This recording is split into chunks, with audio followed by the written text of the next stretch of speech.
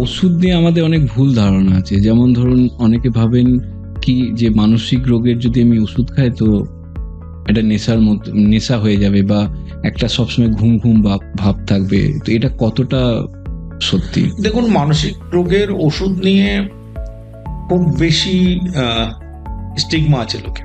একটা কারণ আছে, তার কারণ আছে যে আমাদের যে পুরনো ওষুধগুলো ছিল তাতে অনেক বেশি ঘুম হতো আর অনেকগুলো বেশি সাইড ইফেক্ট হতো। এখন যে মডার্ন আমাদের ওষুধগুলো আছে তাতে এগুলো নেই। মজার জিনিস হচ্ছে যে আমাদের বন্ধুরা ফিজিশিয়ানরা দিন রাত ওই ওষুধগুলো লিখতে থাকেন, তখন তাদেরকে কেউ কোশ্চেন করে না, জানে না যে এটা মানসিক রোগের, আরামসে খায়। যেই আমরা প্রেসক্রাইব করি তখন এই ধারণাগুলো চলে আসে। মানে আমরা বলি যে এখন কোনো প্রেসক্রিপশন আপনি পাবেন না যেখানে পার্টিকুলারলি কার্ডিওলজিস্ট, গ্যাস্ট্রোএন্টারোলজিস্ট, যেখানে এই টেনশনের ওষুধ নেই।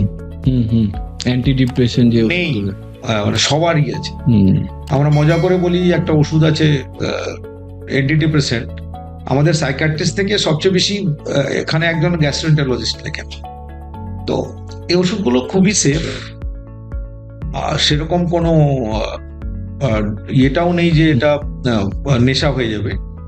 অবভিয়াসলি কিছু ঘুমের ওষুধ আছে, বেনজোডাইজিপিনস যেটা বলি আমরা, অ্যালপ্রোজোলাম, বা এগুলো একটু নেশা হওয়ার সম্ভাবনা থাকে।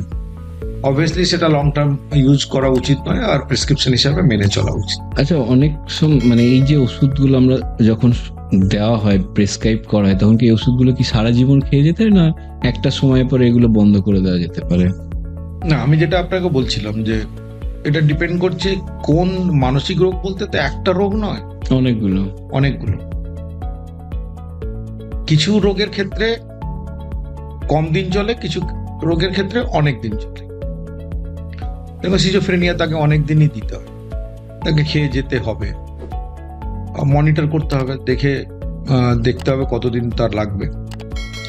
আবার অন্যদিকে যদি বলতে যাই আমরা, ইনফেকশন ডিসঅর্ডার ছাড়া যে কোনো মেডিসিনের রোগের ওষুধ তো খেয়ে যেতেই হয়।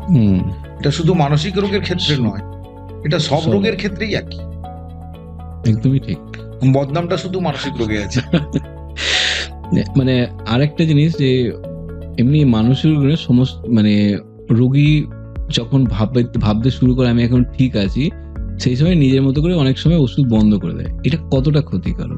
খুবই ক্ষতিকর।